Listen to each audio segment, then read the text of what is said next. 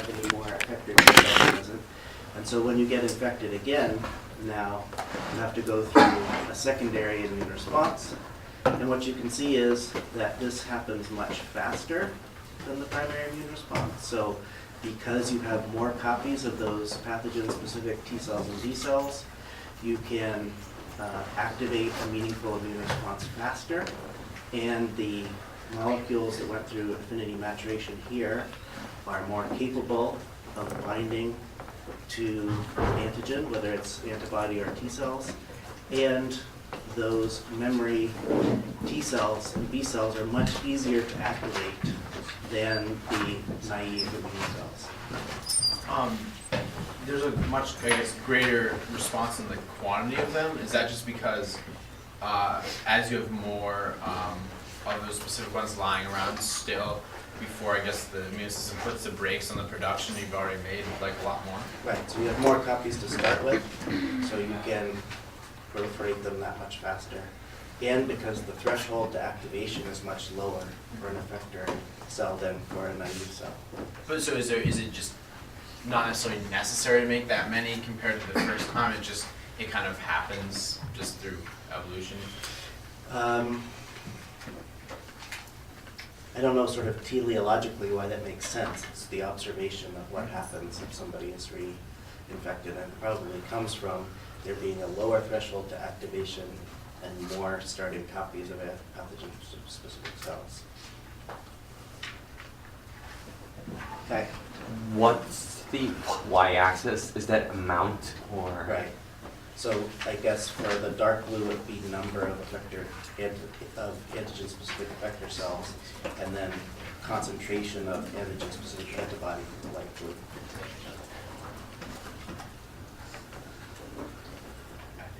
And there's a caption in your book. Just grab it as well.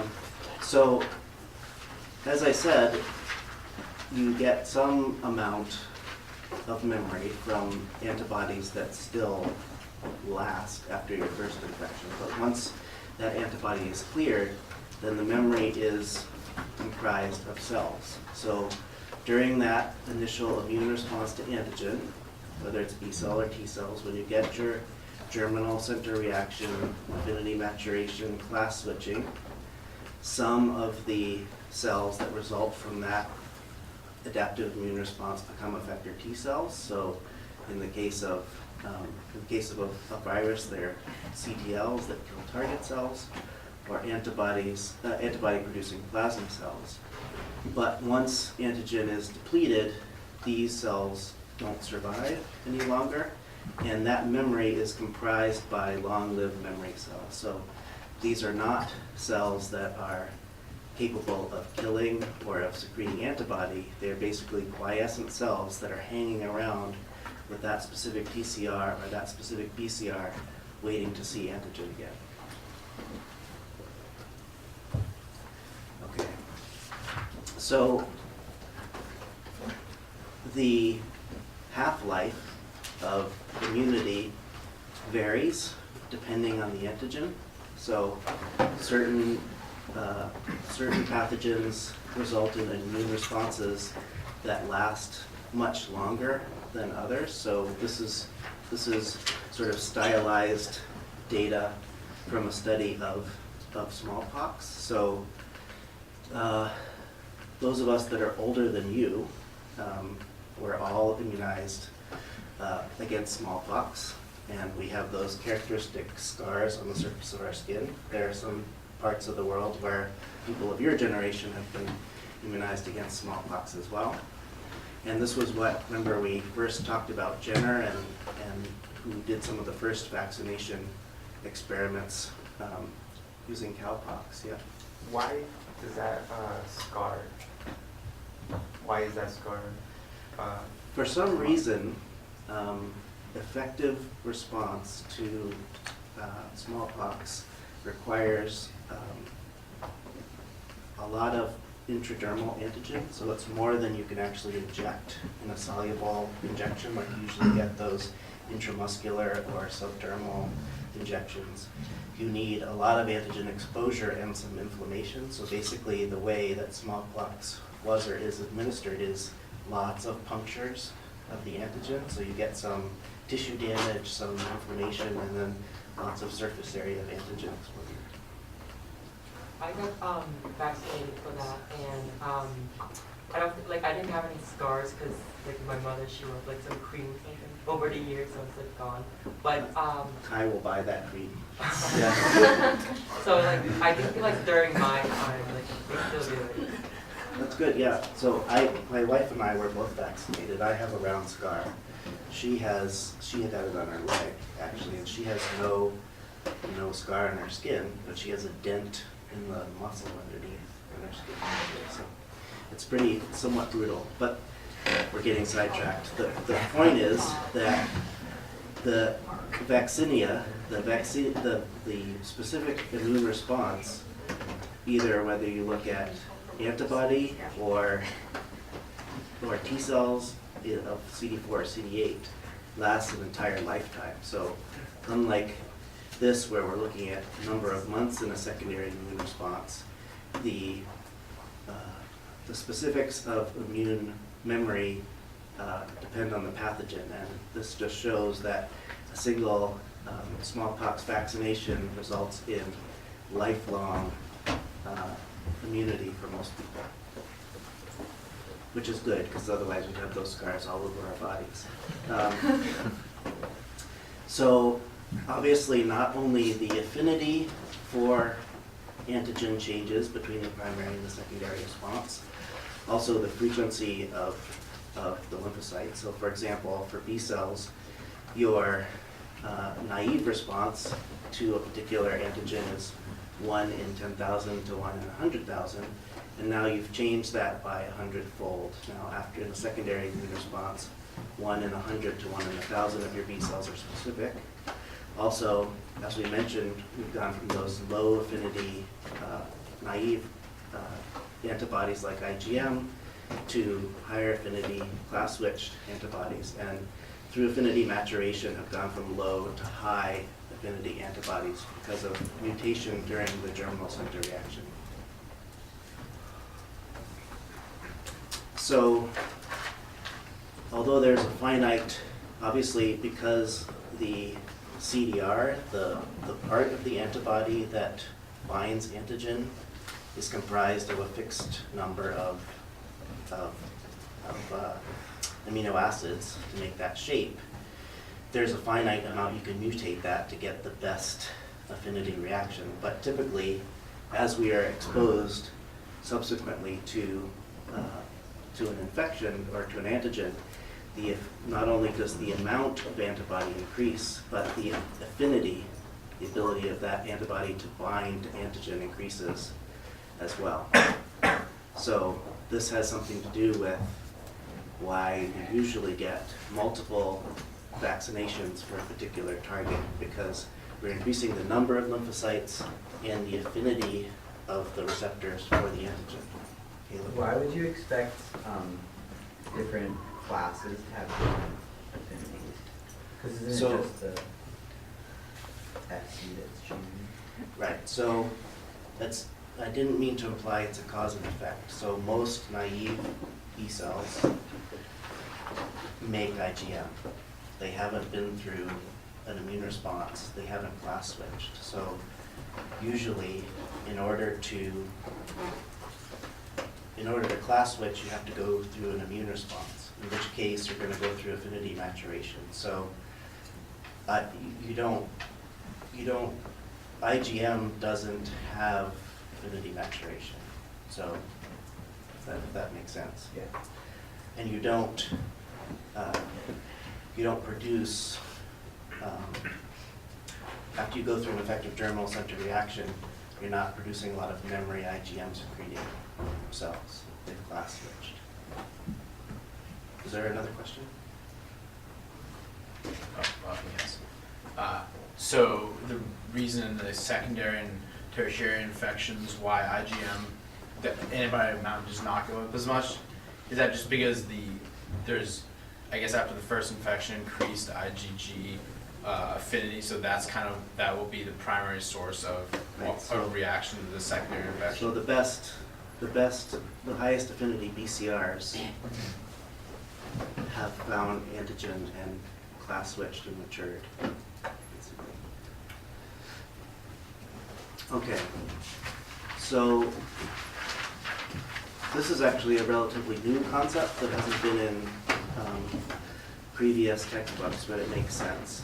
It has to do with the ways in which the secondary immune response competes with the first. So not only are memory cells,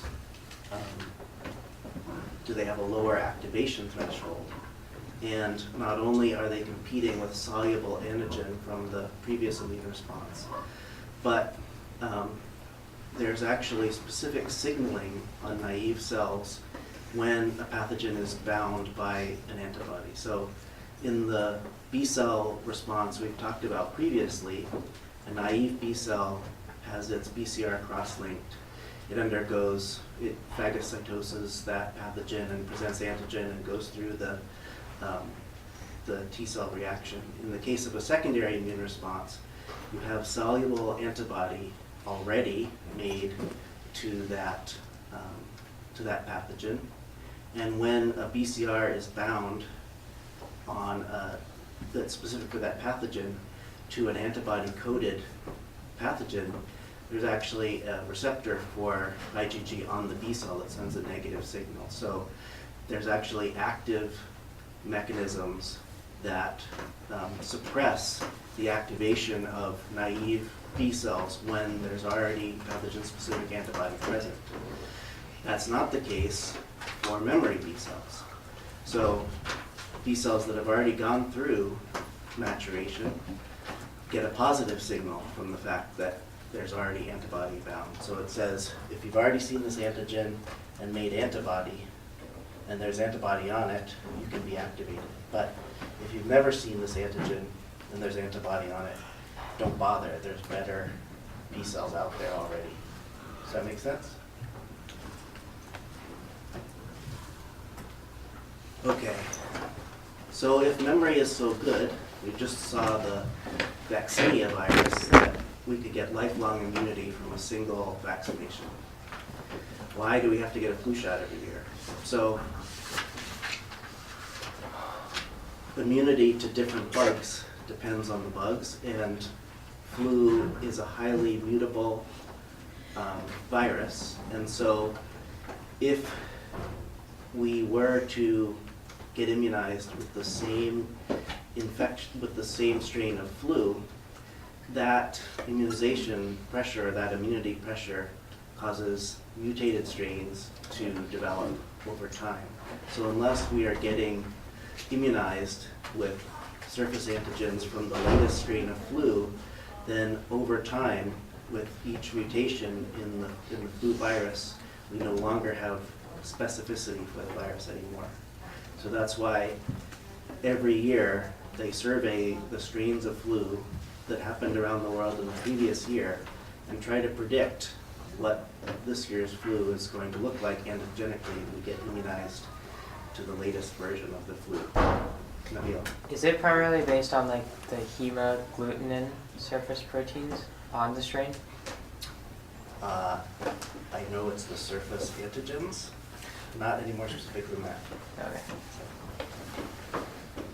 You tell us next time. Okay. That's where like H1N1 comes, because there's hemagglutinin 1 and then like the N isn't like another protein. Right. So it is the surface proteins of the virus, but I don't know their specific functions. Nancy. How successful are they at like just guessing what the next strain is going to be for the next year? Well, there's huge statistics on that. Relatively successful. I mean, enough that we save more people by vaccinating than if we didn't.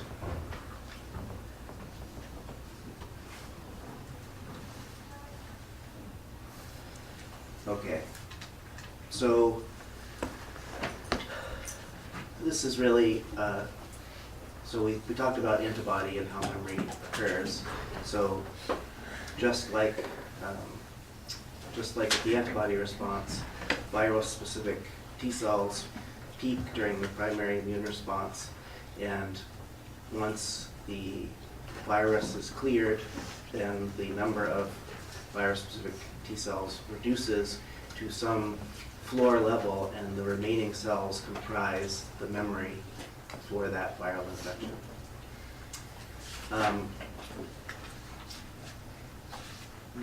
This is not important to memorize, but it just points out that each of those classes of T cells, the naive T cells, the effector, are the ones that are actually clearing the infection, and the long-lived memory cells, each has a different set of molecular tools to do what they need to do. So they express different patterns of chemokine receptors, so they can circulate to different places. They have different amounts of IL-2 receptors, so CD69 is the IL-2 receptor. You can see naive has no receptor, so it's very hard to activate until the TCR. However, the effector cells have lots of IL-2 receptors, so they're easy to activate. And the memory cells are somewhat in between.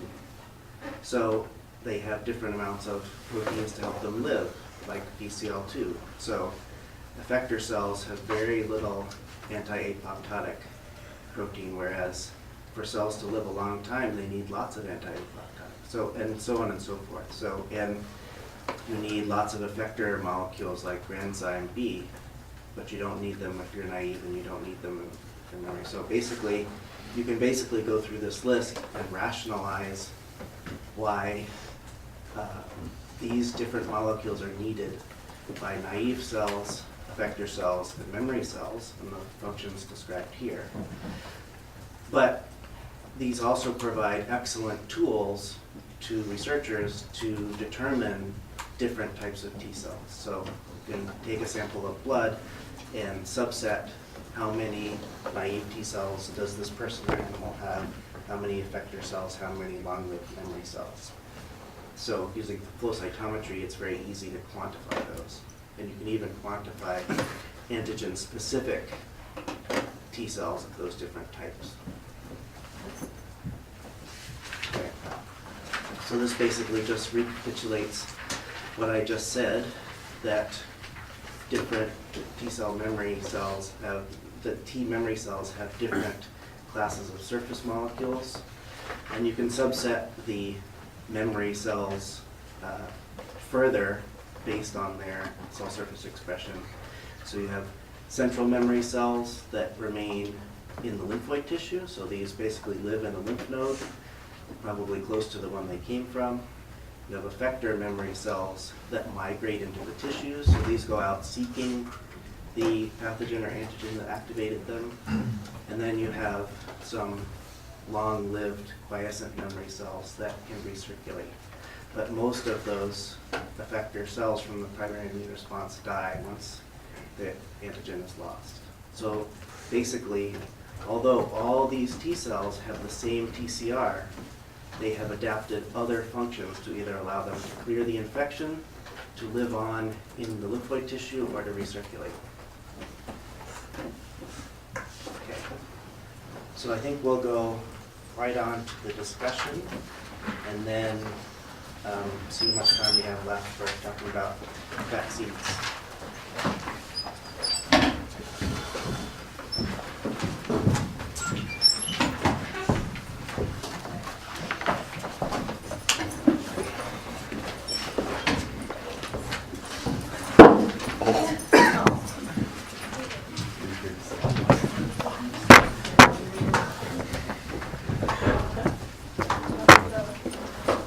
Sure.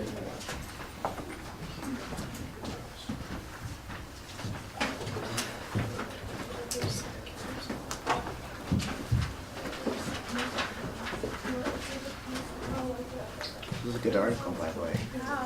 Heavy lifting. Sorry, just automatically logged in on Yeah. That's okay. Jackie, It's over fine. there. You don't need to see my mailbox anyways.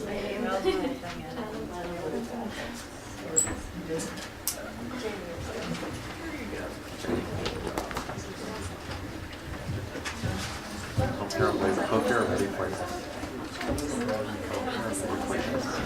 Just kidding. Easy first, but like, I feel like it's a rolling decision, so what if it fills up? That'd be very disappointing. I'm not a UMLI. Yeah. Well, I don't want to. Dude, yeah, there is. Oh, okay. I was in I like 226. I'll take it away, like, first semester.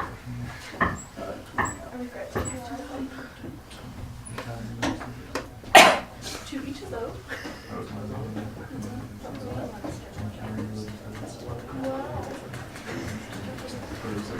You're putting this underneath your eyes. Like first. I was thinking these under eyes. But it'll take your eyes longer.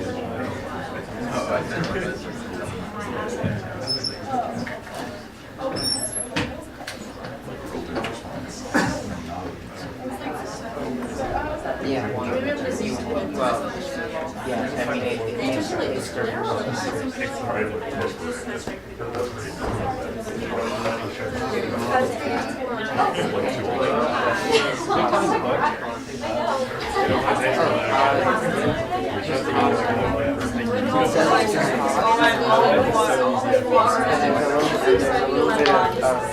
talk about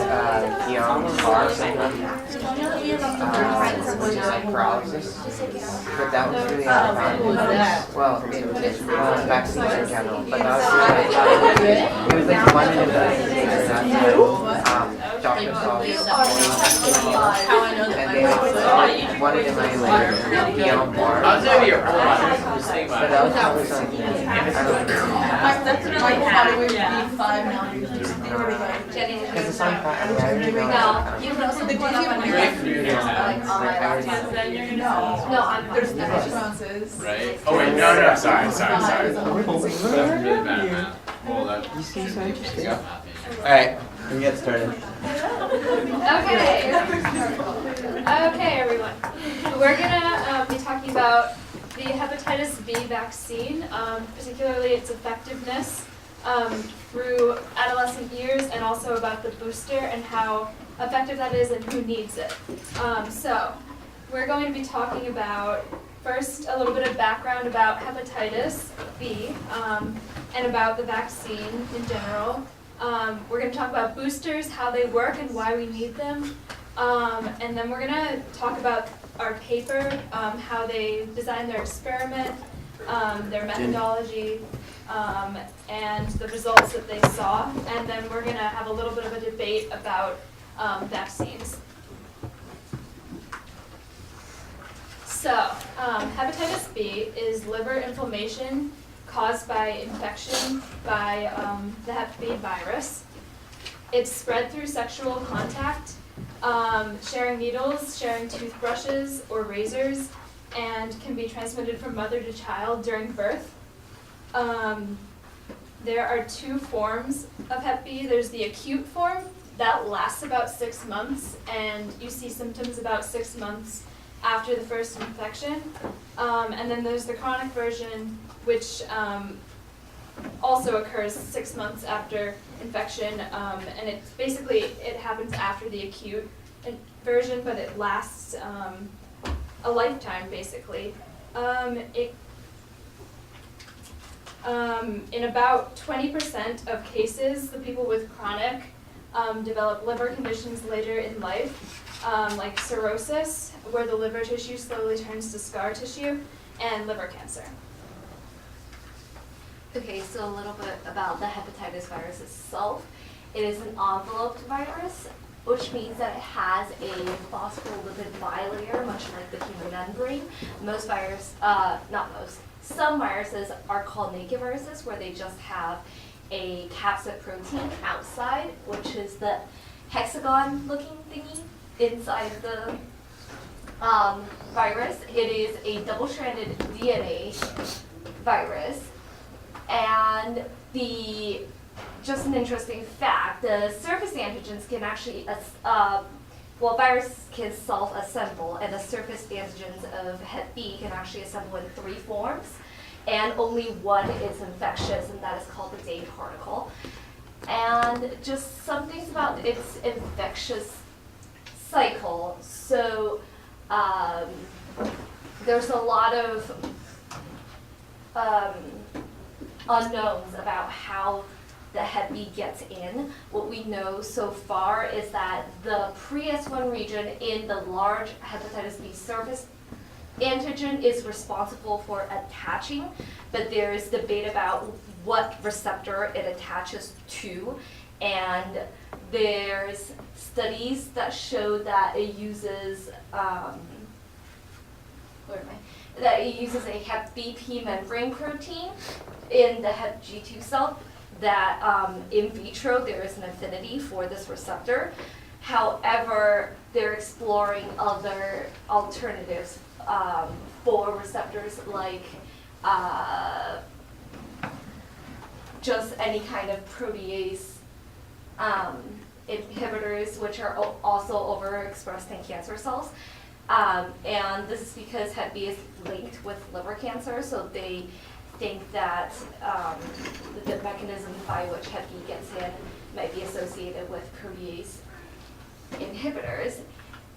And Hep B uses an RNA intermediate, which is a pretty uncommon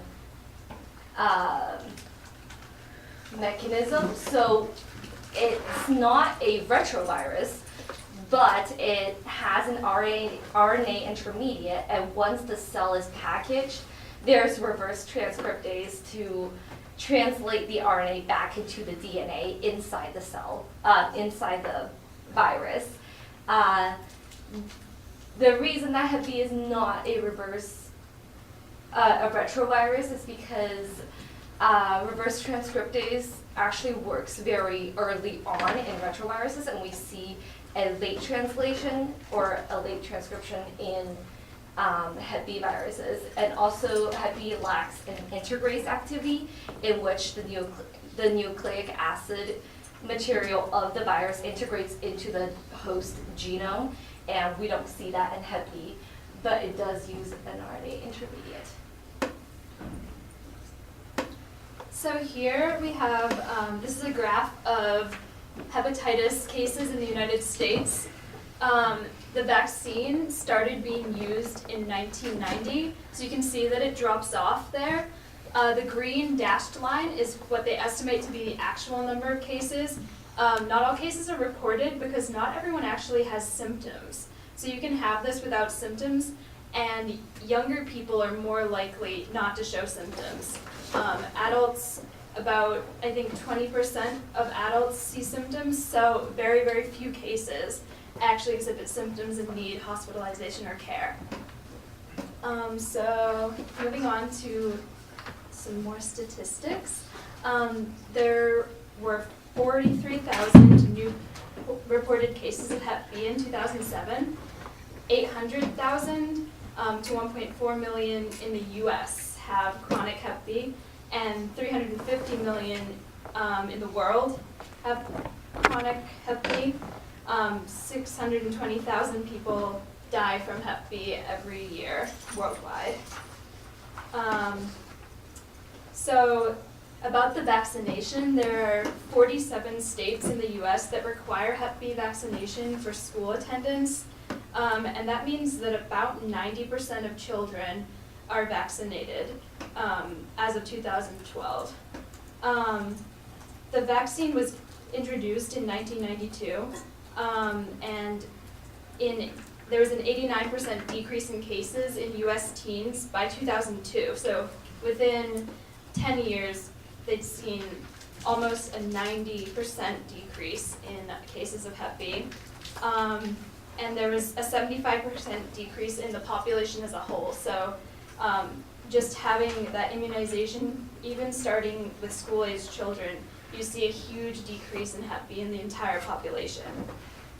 So today, 40% of the population is vaccinated, leading to that decrease.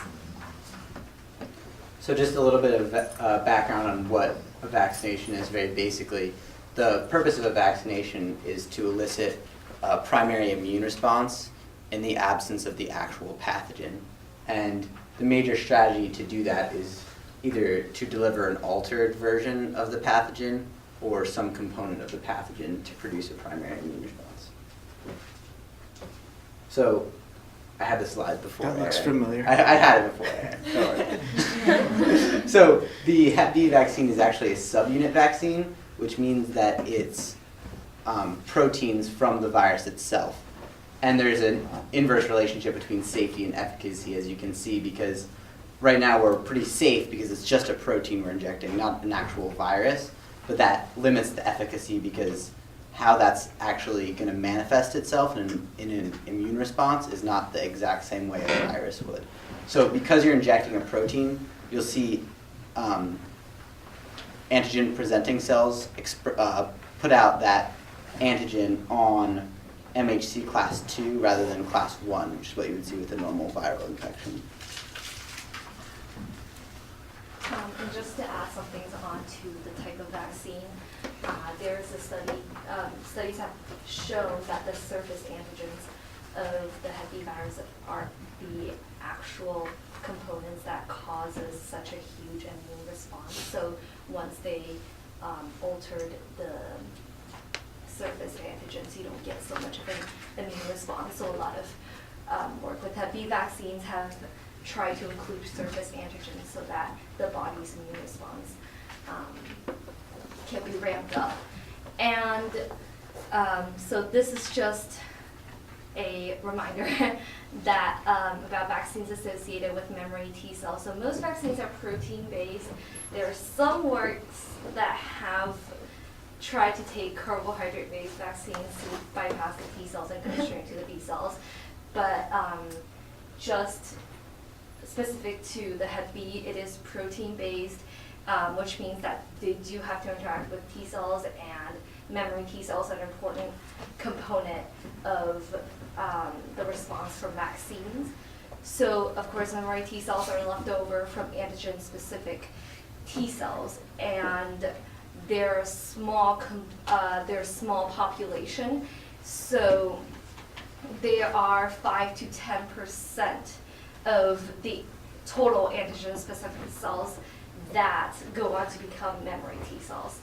And so a lot of work has been going on to increase the amount of initial response so that those 5 to 10% of the memory T cells left over will be a bigger population, because the amount of memory T cells left over is dependent on your initial response. And there has been questions about whether antigen is required to maintain memory T cells, and the usual study is that antigens are not required for memory T cells to stay and to be in the body system. However, there are some cases like HIV that memory T cells might be altered, might be affected, and you do need continuous antigen exposure. And this is part of why, this is not the entire story, but this is where booster shots or continuous antigen exposure comes in. Alright, so we're going to transition to boosters now. So the term booster refers to a vaccination that is given a time after the previous primary vaccination series is done, and that is done in order to aim, or it's aiming the, it's providing a way of a rapid protective immunity against a significant breakout infection. So that said, they're intended to increase immunity against certain types of pathogens. So it's just literally doing, what it's doing is that it's the protective levels that we had with our initial vaccine after the boostings are going to be increased, so we're going to have a more rapid reaction and a faster reaction to that pathogen once it's exposed for the second and tertiary time. So Also, oh, the second part of that, if you can look up, it says that antigen back to protective levels. So those are tested before they're giving any boosters in order to assess if you need a booster or not. And I will talk about that momentarily. Booster dosage and concentration or makeup depends on what type of vaccine you usually get. For the HB vaccination, there is a schedule that is recommended. So the complete schedule or the standard schedule of vaccination for adults and children, it's usually of 3 intramuscular injections. They're most commonly administered at 0, 1, and 6 months. 0, 1, and 6 months. So that said, to break it up for you, this is more like normal terms. So you get your first dose, and after that, you come up, a month later, which is 4 weeks between the first and the second. And then you get your second dose 8 weeks after that. And there is a 16-week between the first and the third dosage. So a study that we looked at also said that the 3-dose course-induced protective antibody concentration of about 95% in healthy infants, children, and adolescents, and about 90% in healthy adults. So, as for no, it's this one. Oh, yeah. So our boosters doses of hepatitis B vaccines recommended. So this is it's been going on for a while, especially like recently. People it's still an up tier if you need boosters or not after your first vaccination. Some studies and some people might argue that you only need 1 to be vaccinated for a lifetime. And other people would say, no, you need boosters to have a better immunity. So they're recommended for only certain circumstances according to the FDA and the CDC website. And so they're recommended for hemodialysis patients, which is assessed by annual testing of the antibodies to the HB. And for other immunocompromised individuals, such as HIV-infected people and other stem cell transplant patients. For normal people or for normal individuals, it's usually required that you have a booster, or at least you go through the normal plan as for right now. You know So what other adults are recommended to have HPV vaccine? Not HPV, sorry. Hep B, sorry. Well, I talked for a long time. What we've read, there is a mixture of arguments going on. So there are some people that argue that you should go through this test, which is you get vaccinated, and then you go through a test which tests the amount of antibodies you have, and if it's lower than it's milli international units per milliliter, or unit, then you will have to get a booster for that. But in general, the ideal is for everyone to get 3 doses. And they're expecting that newborn babies or younger children get them, and that older individuals or adults. So it can also be travel-based, right? So Yeah. if you're going to go into area of high Travel. infection. And healthcare providers. Yeah, that's. And those of us who work in the lab with human blood. So. Oh, yeah. I have a question. Like you mentioned about like babies needing to be vaccinated. Like recently, like I read that there has been like an anti-vaccination movement, especially by like Jenny McCarthy, who's like the co-host of The View. Like they were arguing how like the vaccination like leads to like autism or something. Yeah, we'll talk We'll about talk that. about that. Don't worry. And like I don't know, I don't know where all these outrageous claims come from, and like Michelle Bachmann, like she linked it to like retardation. Let's let them finish this, and then we'll have that discussion. So So this is what I was just talking about. So after the first vaccination, if your antibody concentration is higher than 10, then you don't really need to get a booster, according to some people. But if it's lower, then you should get a booster, and that can be a positive or negative effect. And if your second booster doesn't work, you have to go to your third one. So here are for some of the traditional groups that are considered for booster HB vaccination, according to the FDA and the CDC website.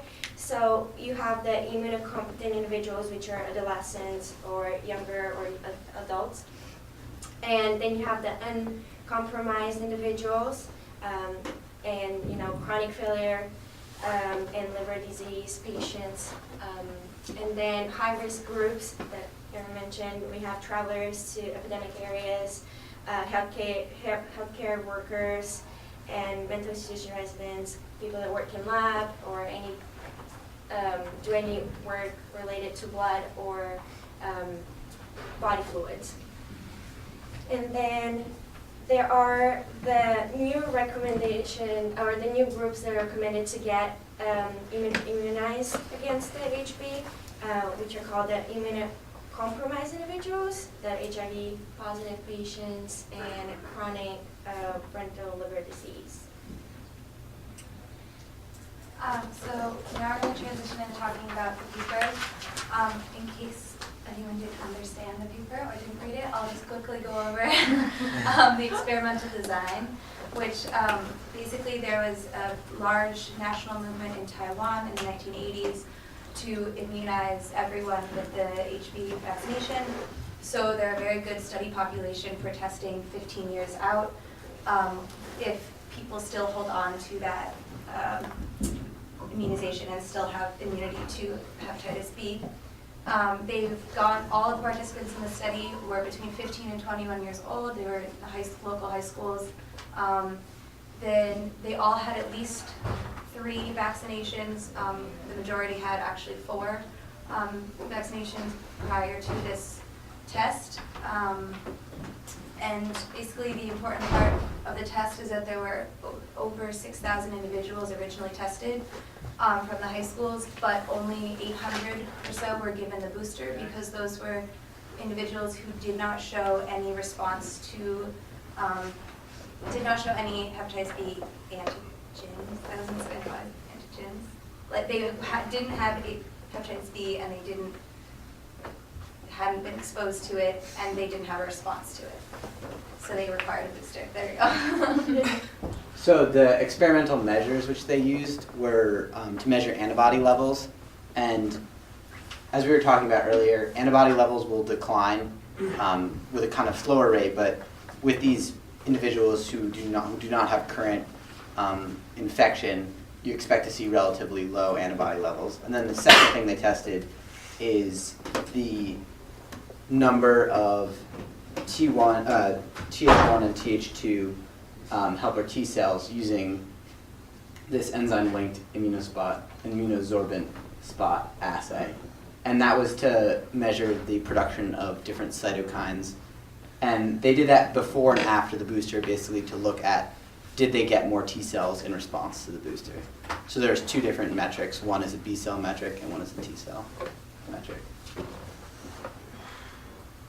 The hepatitis B vaccine that they actually used was a subunit vaccine, as I said earlier, to the pre-S and S proteins on the virus. And the main strategy of this this vaccine is to prevent the virus entering the human cells by binding the protein important in associating with human cells with an antibody. And similarly, the booster was a different vaccine, but with the same target protein. So again, they were looking for individuals that had lost their immunization, but had had the vaccine 15 years before, and who also didn't currently have an infection. So they did 3 blood tests. The first one was the HBsAg one, which tests for the surface antigen from the Hep B virus. So a positive in this test means that you could have an acute or a chronic infection, and that you could spread Hep B to other people. The anti-HBC test is for antibodies produced by a reaction to the core protein. So that's that inner protein that you saw in the original picture of the virus. A positive for this means that the person has been infected by the disease in their lifetime. So that's not a reaction to immunization, that's to the disease itself. And that means that the person is currently infected. And a test for anti-HBs is for the antibody that responds to the surface antigen. And so that would be positive for if you've had a past infection or if you've been successfully immunized. So they were looking for people that were negative for the first two tests here, but also negative for the third one because they wanted people who had lost their immunization or at least had levels lower than 10. So there were 2 stages to this experiment. The first was to see how many people had lost their immunizations, and then stage 2 was done, and these 2 tables up here are showing the results from stage 2, which was once they had their subgroup who had lost their immunity, how many retained it after the booster. So basically testing, can we just give a booster or do we need to give a full high dose again? And only 44%, I say only because I think that's lower than I would expect, but 44% had a high enough response, a robust response that would be normal, given that, like, from boosters in the past. So it shows that there has been a decrease in the ability to fight Hep B in this subgroup of the population. So those were the antibody results, and here are the results from the T-cell test. So they can, using this assay, you can actually count the number of T-cells of each type in a specific area. And then they correlated that with the antibody levels, and they found in this chart here, it's kind of small, but this is the pre-booster. So what you expect is low antibody levels, low T-cell levels, and that's what you see. And then in the second one, you can see that's the number of T-cells after the booster, and you see a positive correlation between the antibody titers and the number of T-cells. And that indicates that the T-cells and the B-cells are tracking together, which is what we would expect.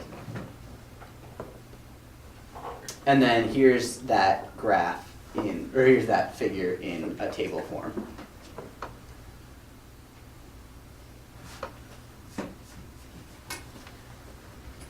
So the study, there's a lot of percentages tossed out in the conclusions, and they did different math to get to the different places.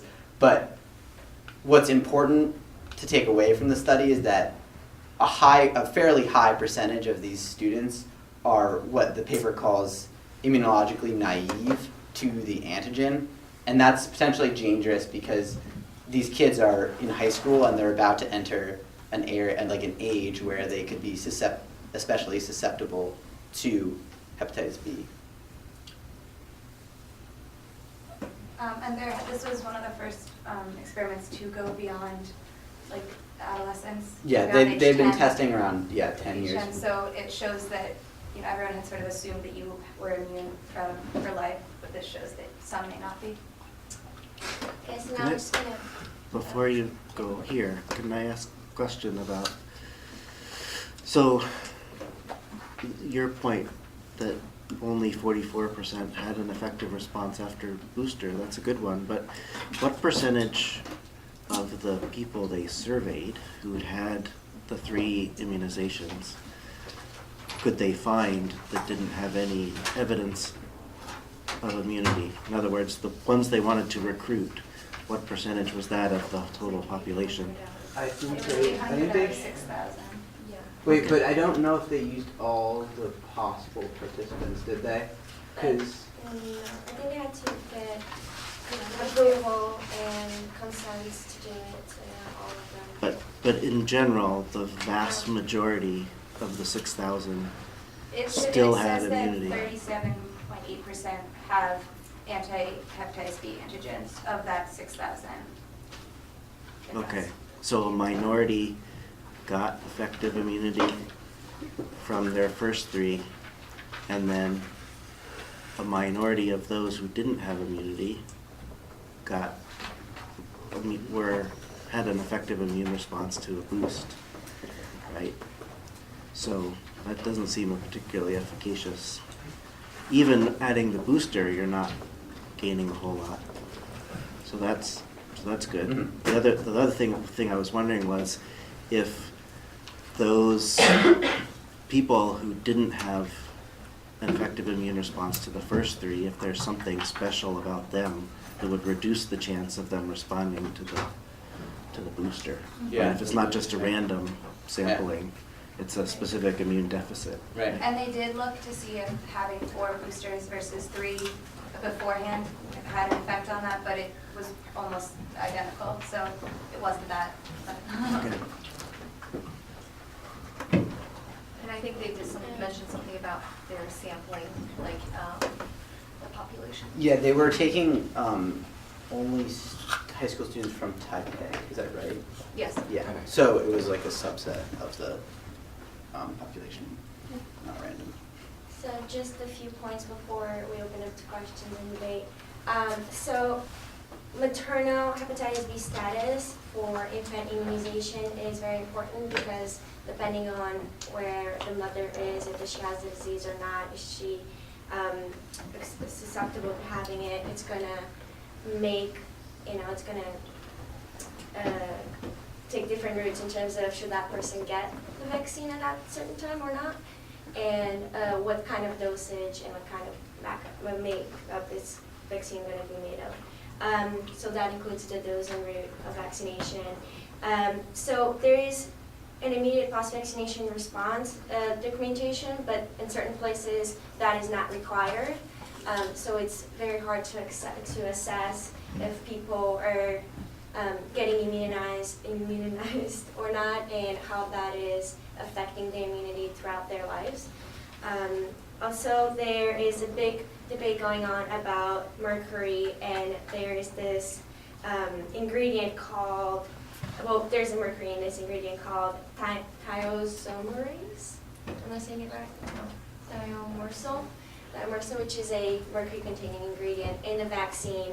The hepatitis B vaccine contains 25 micrograms of that compound. So they're thinking that, when children, mainly children, are getting immunized with it, it's going to have some neurotoxic effects and can eventually cause some other diseases such as autism. It could be related to autism, like we were talking about earlier. And then also what we came across in one of the studies that we read is that there is also a risk of developing a certain reaction called a Arthus reaction, which is a localized form of type 3 hypersensitivity, and type 3 hypersensitivity reaction is a new complex formation between the antigen and antibody, and that's also not a very thing. So the discussion questions we would like to pose for you guys are out. And the first one is what might be a problem in using subunit vaccines to treat viral diseases, and we'd like you to think about the differences in MHC class 1 and 2 responses. I'll touch on this earlier. Yeah.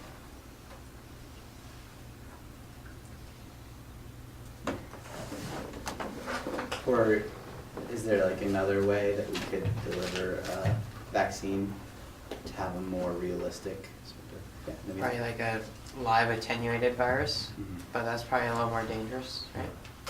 Yeah. I was curious if anything had been done, like if you remove a certain like amount of your teen B cells. I don't know if enough is free circulating blood, and like give the real virus, and then I guess give back that blood to your body. I don't know if is that a practical way to do it? Where? I'm not sure what's the goal of taking out. Oh, the white well, blood if you cells? take out enough of your teen B cells and expose it to the virus, and have enough other, I guess, biological factors in that mix, you could create immunity out of your body and reintroduce it. Okay. I mean, is that possible or practical? To keep the cells alive, and it would take like a couple Isolated? weeks. Yeah, ex vivo immune responses have not been very successful. The only thing that has been effectively done is taking out dendritic cells and pulsing them with antigen. So loading your own dendritic cells up with antigen and then giving those back. But I guess that would decrease, the dangers of a live attenuated virus if you take it out. No. Anybody else? Yeah, this is sort of what Erin touched on, but it was actually ended up being about 10.1% of adolescents who lost immunity from this study, and you're sort of wondering what your thoughts are.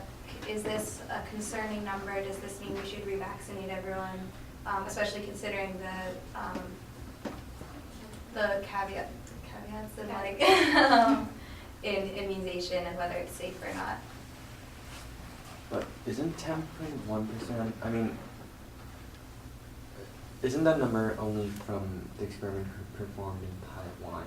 Yeah, but like if they found that this was true in other places. And that would be like, It can apply. the reason that they did it in Taiwan was because there was such a high immunization rate. Because they had, in the paper they said during that period of like 10 years or so, they had like a free vaccination program to really encourage. Yeah, so they had a population of students who had a very high percentage of them had been vaccinated at a young age. So the experiment more was controlled, but I'm saying that number cannot be generalized throughout the entire, throughout like other places. Right. So. Well, if it was, like we're saying, if it was and it ended up at only 10% lose immunity, is that a concerning number to you? I mean, at what point does herd immunity kind of hit? You know what I mean? Like, have they done studies on, if 5% of the population is unvaccinated, you're all kind of protected? Because I think that's kind of where that concerning line would be. So if, 10% of the population is still, or is not immunized anymore, but you're still kind of protected, then it shouldn't really matter. But I don't know where that line I is mean, you could drawn. probably look at it with like we don't get smallpox vaccines anymore, so I don't know what that percentage is that stopped that, but you could probably look into it. Yeah, I was just gonna say, I mean, as far as the revaccinating everyone who goes, one thing I didn't see the article mention, maybe I just missed this, but they're looking at the response during 17 to 21-year-olds or something like that, was the age group, and you were saying that they were checking because in the coming years they're gonna be most susceptible to it, but they were getting their vaccinations like at birth and 2 months or 3 months and 6 months. If they're seeing that much of a decline now, wouldn't an easy solution besides just vaccinating, would you just vaccinate later on? Or is there some benefit to vaccinating like immediately in the memory, or, I mean, how much do you lose, what do you think? If you vaccinate like age 5 or something like that, so you have a longer period, so you're vaccinating with a higher percentage past that. I think there is an optimal. I think It's the children under the age of 1 have the highest chance of getting the symptoms of the disease and having eventual liver problems. And that, I think it's 50% of 1 and under, 25% of 1 to 2-year-olds, and then it drops all the way down to 10% once you're 5 years old. Okay. So that's why they do that. So the risk of getting infected is very high when you're young. Because you haven't built up your own. And the consequences are higher at a lower age. Why would we not? what's the argument for not continually boosting everybody every year so that it's Well, not 10%? One of the things that I came across was, which I said, the Arthur's reaction. So that what they're saying is that if you have already a very high level of antibody in your system to HB and you're putting an extra dosage in, that could create the Arthur's reaction, which is a hypersensitivity type 3. So that would be an issue, and that's why there's an outgoing, and obviously now they're limiting it to different types of mental and neural diseases. And there's simply the cost benefit. So there's some studies that have shown, that immunity can persist for Hep B vaccine for a certain amount of time. And this is good because then we don't have to spend money. That was their discussion. Good for the consumer. I want the other people to, but I think that's the heart of the issue. For every vaccine, there is some balance between how dangerous the disease is and how effective the vaccine is, and how much does that cost. That finds this number for each vaccine, and it's different in different parts of the world, right? But society has decided how many people can die from vaccination versus the disease. So.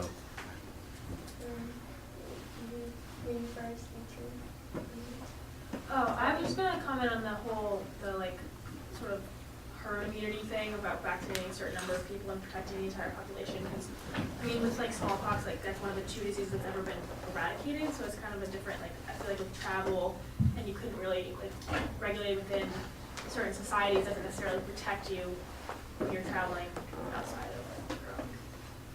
If you know that you're traveling, so Yeah, that's so if these kids are not leaving my father's never left the country, and so if he, if there's the herd immunity within the U.S. and the people who are leaving have to get boosters, then he's automatically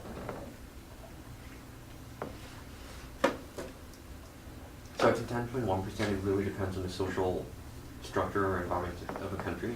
Like some countries, they're more open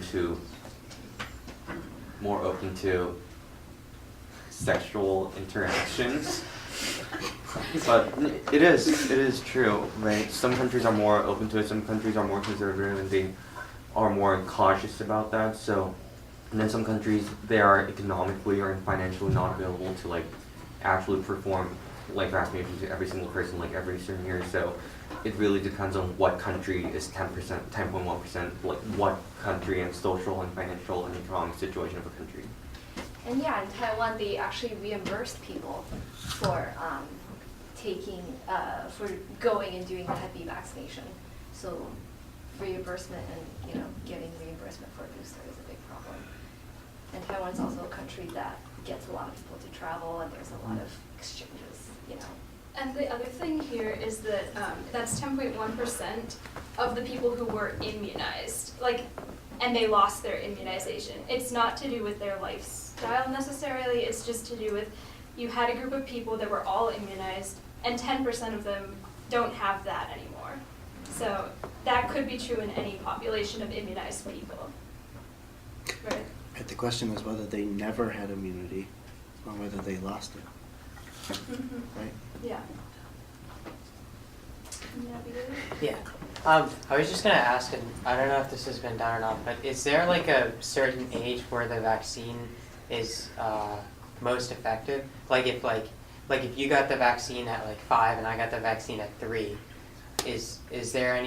are there any statistics that'll say okay, I'm gonna have immunity for a longer period of time than you are?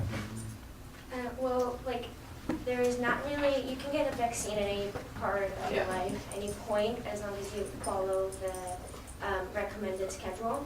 However, you're more likely to get the disease if you don't get vaccinated early stage of your life. So if you are a young individual and you're still developing, it's better to get it then and be protected than if you wait that entire time in your development and getting a bigger impact. Because from what I've researched, it goes at a faster rate when you're younger, or it can hit you at a faster rate because you are developing faster. This is also still a relatively new vaccine. It was, I mean, late 80s, it was implemented in the US, so there's just not the data to say like 30 years out. Like this was done in 2004, I believe, but so this was testing 15 years out, and that was like a big step at this time. So I don't know now if they've done 30, but. I'm just curious, like, are a lot of infants or toddlers actually exposed? So, because I understand that, like, their immune system's still developing, so if they were exposed, there'd be like a higher chance of them contracting it or something. But but then you guys also said that like our age group is kind of the most susceptible to coming in contact with it. So I'm still not sure what the benefit is of immunizing infants who aren't really likely to come. Well, I don't see how they're likely to come in contact with it. It can be transmitted through birth, so from mother to child. Right, but in that case you know that the mom had it, right? Yeah. I think that the real thing is that they have such a high chance of having the symptoms and later in life having liver diseases, and also that there's a pretty high rate of people in the population that just don't know that they have it. And so you can actually, you can spread it to your child as a mother by sharing a toothbrush. And if you're the mother, you don't know that you have it maybe. So there's a lot of ways that a very young child could get it like that, yeah. And there is more like contact interaction with younger, so babies, and you're holding them, you're passing them to different people. There's a lot of pathogens around. It can, fluids exchange and all that. It's very easy to contaminate. I've just been staring at question 2 for like a long time. It just seems like 10.1% is kind of a lot. Like if you're that 10.1% that happens to lose the immunity and then get hepatitis B, like that would really suck. I mean, That would. It would, yeah. So like, even when there's like a 1% concern, like there's so many people out in the world that like, I don't know, I feel like, even 1% could seem like a lot. You know what I mean? I think that when we were talking about herd immunity earlier, so it's at what level does it become a population problem? So if like 10.1% of people who've gotten the vaccine, like it didn't work or it's not working now, that's maybe like more concerning on an individual basis, but at a population level, we don't really know. But at some statistical level, that will be not that important. And also a lot of vaccines, when they first push out the vaccine and they first do their clinical trial, a 90% success rate or a 92% success rate is pretty good, and you're trying as hard as you can to push it out there. And also Hep B is one of the first vaccines against a cancer-causing virus, so that was a huge thing. So at that point, 10.1% wasn't. Maybe the answer to your question is whether that's a big deal might have to do with how many of those 10% end up getting hepatitis, right? Yeah, I think like Just because they lost immunity doesn't mean they got hepatitis. So what rate of hepatitis does 10% non-immune confer in the society? So that's maybe the more important number, is that rate of vaccination corresponds to some number of more hepatitis cases. And is that what is that number? Is that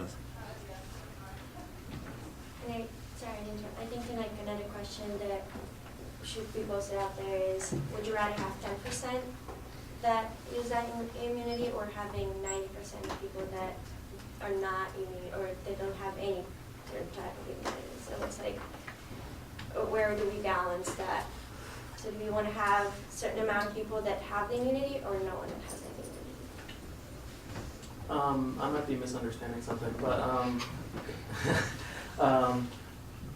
if you I can't speak. If you know these people are losing the immunity, why can't you just vaccinate them and not everybody? Because you don't know. That was the kind of the point. Why can't you do the test though? To do the booster? Yeah. No, Well, why can't you do the test to similar to the what was being antibody done in this test? study? Oh, you could, but the problem is that the antibody test isn't necessarily indicative. Like, you can test what somebody's antibody levels are, but their antibody levels could be very low, but they could still have a successful immune response. And that's why they delivered, that's why they used the booster. It was basically like kind of like a test. to Wait, see. so then how would anyone ever measure the loss of immunity if that test doesn't show it? No, so you measure antibody levels primarily, Mhm. and then you deliver a booster, right? And that's the antigen basically. So you're seeing like, let's say they got a Hep B infection, like what would their immune response be? It's kind of like a proxy. Do you understand? Oh, okay, so the loss of immunity is measured by their response to the booster? Exactly. Okay. Yeah. It would be hard to measure the actual like memory cells that they have at just like a basal level. So. Another measurement strategy that they use is also the rate at which they react to it. So like certain individuals, the first booster, which is the second dose, would be faster than the first, and the third would be faster than the second, but that won't happen for everyone, and then they can go from there as well. I think it's also important just to see that vaccines aren't perfect, and that like there could be refinement of the vaccine from this, and maybe we could get it to 100% keep immunity, but you know, it's tempting to say, well, we have much lower levels of Hep B in our population now, like look, the vaccine's working, and it is, but it's not 100%, and so like looking into why that is. Did we get to your concerns about? No, I don't mean to minimize them because this is a public health, sociological issue. So. Well, like the thing is like people are more like I don't know, like I feel like the movement is getting like stronger, but it like in the mainstream media, but it just like it's like powered by like stupidity, like I don't know. I think like about 21 hours ago, there was an article on Deadspin where the Rockwell football player, Jay Cutler's wife, like she was saying how like she read somewhere that like it leads to like autism, and she might not like vaccinate her kid, and yeah, like but from what I read, like the driving force behind that theory was like there was a scientific paper that was published in like 1998, and now like they have like what was that word, retracted what they say, and Recant? well they're like Retract the paper. yeah, no, the British Medical Journal, well the publisher who published that article, they took it back. They were saying like it's incorrect. I think a big like sort of public health concern with vaccines in general is that they're, unlike sort of prescription drugs, is that you're not sick when you get them, and so it's hard to say, like it's hard to see someone and rationalize giving them a little bit of sickness in order to make them healthier if you don't understand like memory immunity and how that works. And I think that it's like, and I think it's right to be a little concerned by that, but then that's why you do studies, and that's why what we show. But the thing is, like, it's not even like for people who are not vaccinated, they can also like infect like other kids, you know. So it's like you actually harming other by like if you don't get vaccinated. So it's not just like for yourself. Kind of playing devil's advocate. My mother grew up as a Christian Scientist, and so they don't believe in vaccines. They don't believe in medicine. I mean, to a certain extent. And my mother's biggest argument with that is that you're putting something created by science into your body, and it's something that's unnatural. And a lot of the clinical trials are only 2-3 years, and so a lot of these, especially the newer vaccines that have just come out, you don't really know the long-term benefits of it. And our kind of argument is that unless there has been a lifetime type of trial, you really don't know if that's going to affect you later in life. And so you kind of have to weigh the costs and benefits of, you know, that lifetime thing. So, you know, there's chicken pox, you know, there's measles, there's mumps, stuff like that that most of the time don't kill you. And so, like, chicken pox was the perfect example. That was a really new vaccine, and my parents decided against the vaccine and would rather throw me into a chicken pox for and then I get it, now I'm immune, and that's the more, in their eyes, the more natural way of doing it. And that's the flip side, and I know that was just an argument in that religion. In that case, do you think like the benefit, like does that like outweighs the benefits? Yeah, so I mean, it depends on the diseases. So I've been vaccinated for things that could kill me and, you know, could kill other people.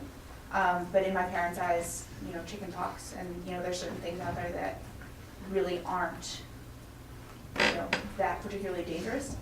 And in terms of the long-term, you know, thing, the chicken pox, that came out when I was like 2 or something like that. And so they didn't really trust that yet. Also, in terms of traveling and stuff, they didn't vaccinate me until I needed to go somewhere where it was required. So they kind of, it's all like cost and benefit type of analysis in terms of that. I just want to say that a lot of like, I feel like especially with the autism side of the story, a lot of it is like confirmation bias. So like you said, like you don't really know that you have autism until you get it, you know? So like if you take the vaccine and then you suddenly develop autism, people are looking for something to blame it on, you know? I think it was like when the polio vaccine was released, it was called like Guillain-Barré syndrome. Guillain-Barré, yeah. Yeah, Guillain-Barré, where people like started getting paralyzed, but it was only like 1 out of every few 100,000 or something like that. But again, confirmation bias, like people just tried to find something to blame it on, and unfortunately it was the vaccine. So I just want to say, I think that like, I feel like a lot of the driving force behind autism is confirmation bias and just kind of not really understanding how it works in general. Yeah, like the article that was released that it was there was clear evidence of falsification of data. Yeah. There you go. Yeah. Just comes down to simply like educating people. You know, I've gone to a third world country to work in a mobile clinic, and it's, you know, people don't really know what's going on with medicine and things like that, so you have to educate them first, and let's start that simple by educating people so they understand. Can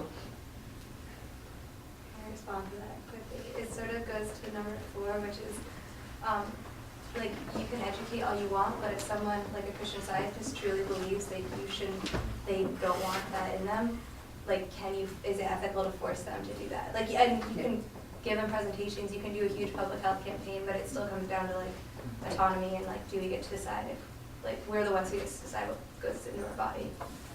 Except if you want to go to school in the U.S.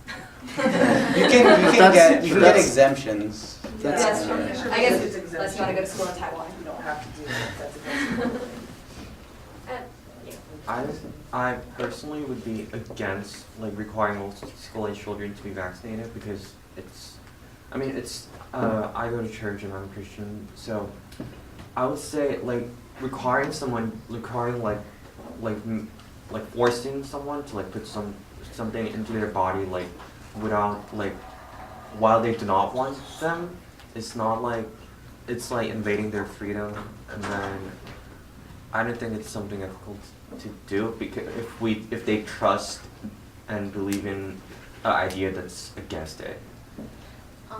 Can I just counter that? I have a 4-year-old brother and a 4-year-old sister and a 5-year-old brother. They are currently, one's in kindergarten, the other one's going to elementary school. And if you were to tell me that none of the children in the schools were vaccinated and you're throwing them into a room, a very tightly enclosed room where germs might spread really, really easily, I don't think, I'm the sister, I don't think my parents will feel safe. And also commenting on the idea of education as panacea. There's works by a lot of like NGOs in like India where sanitation is a problem to vaccinate children against a lot of infectious diseases, and there's a lot of resistance for religious reasons. So again, education as panacea is not it works to a certain extent, I guess. Right. I think it comes down to definitely a balance somewhat because, like you were saying, I don't think you should necessarily be forced to have something put in your body if it's against your beliefs or whatever, but if it's gonna endanger a bunch of people, if you're gonna be going to the same school as my kid or something, I would prefer you to either get the vaccine, or if you're gonna choose to not get vaccinated for some disease that's gonna end up affecting a lot of people possibly, then don't go to that school that's But possibly if you requiring are vaccinated, it's not like, it's I not understand, like I mean, everyone else makes their own independent decision to be vaccinated or not. It's not just like, I'm the risk factor. Do you understand? Yeah. Okay. I also think that we're talking about this in a lot of black and whites. Like, no one is strapping you down and stabbing you with a needle, forcing you to get. You can also get religious like exemptions if you really don't believe in it, and it also depends on the disease. Like you were saying about chickenpox. Chickenpox isn't going to kill you. However, like later on in life, not getting a vaccine for, I don't know, meningitis, that can kill you. Yeah, a kid in my high school actually died over break from meningitis because he didn't get vaccinated. And so everyone was freaking out because there were kids who hadn't gotten vaccinated, and like it has a high spread rate. And yeah, so while there are reasons, like, no one's going to force you to get a vaccine if you don't want it. At the same time, they are really important for, you know, more intense, potentially lethal diseases. So this is a really good, I sorry. think the thing with vaccinations that you just to piggyback off what you just said, you just can't apply it. It's not black and white. Like obviously your parents are not going to want you to get cancer because cancer is not curable in this day and age. Like okay, once you got it, now you're immune to it, because that's not the case for everything. Whereas chickenpox, obviously your immune system can handle that and like fight it off. And I think obviously, yes, there's like a requirement for certain vaccinations when you go to public schools, but there are so many alternative schools in this nowadays. You don't have to go to public school. Yeah, I get like public school, you know, is free, is a free alternative, but you can also go to like public schools that don't. So like in New York, they just open like these like schools that are kind of like an abbreviation of the public school system. So you don't necessarily have to abide by all the same like entry customs. So like there's all alternatives where it doesn't like force someone to like go against their own beliefs to be within a system. And plus there are a ton of like religious and like other like exempts if it seriously is against like your religion and your family's beliefs. So that's why I think like vaccinations honestly are like, it is a huge debate, and I think it's a great topic to look into whether it actually works and whether it's like helpful or harmful to a community. But whether or not a person should or should not have them, I think that it's totally up to like an individual and what they believe in. It's different from person to person. It's different from case to case. Like if within a family, if a person has a higher risk of getting a disease, why not try and like, you know, defend yourself or help your immune system like from not developing that disease or getting that type of sickness. So I think it's definitely different based off like each case, and I don't think you can really talk about it in a holistic view because there's so many exceptions. There's so many like different cases. Well, to go back to answering like the question exactly, I do think it's ethically it's ethical to require like all school-age children to get vaccinated. And everyone was bringing up the idea of like, oh, you should be able to decide for yourself. These are kids, like we're talking about school-age children, and they needed like their parents to like make the decision for them. And you know, like, but if we wait until they reach an age where they can decide for themselves, like let's say 18 or something, and if they die before that, like you have cheated that child of like the potential to life. I think she meant that the parents should be able to decide. I just feel like if someone just don't stand for something, they're gonna fall for everything. Like I feel like if they're doing something just because law requires them to do it, or like if that's just like slowly like. It's a logical law. It's not like. No, it's just like if they're requiring them to do it all the time, like it's gonna like. I feel like. Okay. This is gonna stem from here, but it's gonna get bigger. You know what I'm saying? It's not vaccination itself, but it's just gonna. I just feel like. Okay, Logan and Brielle. Yeah. And then we'll be done, because what we've identified is there's no right answer. And James is asleep.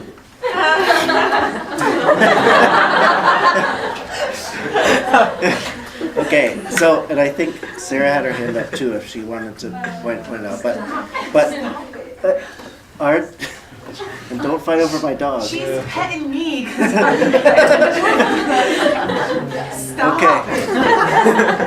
Okay, so our discussion here is based on the expectation of individual rights in this country, which may not be an expectation in other countries. So education is an issue, but there are governments that don't believe that you get to choose a different path. So that's an issue as well. And there are many more issues. This was a good discussion, but let's. Have you guys said everything you wanted to say? Let's finish with those hands that were up, because we could go. And I'm happy to stay afterwards if anyone wants to continue, but we need to start wrapping up.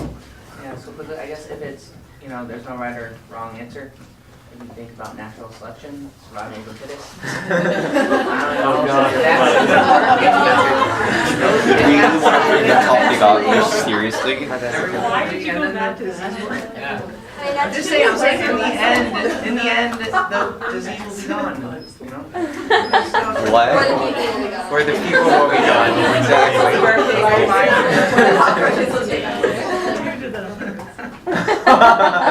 Brielle?